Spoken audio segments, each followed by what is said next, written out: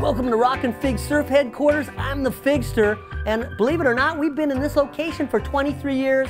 I gotta say this, got a lot of bros, friends, tourists, people coming in by the shop, and you know what? We'll dial you up. We got some of our spud boards. Check this out, the Tiki model.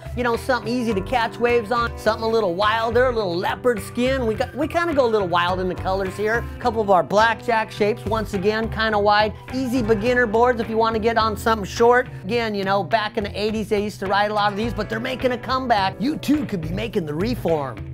We're one of the last hardcore surf shops on the coastline.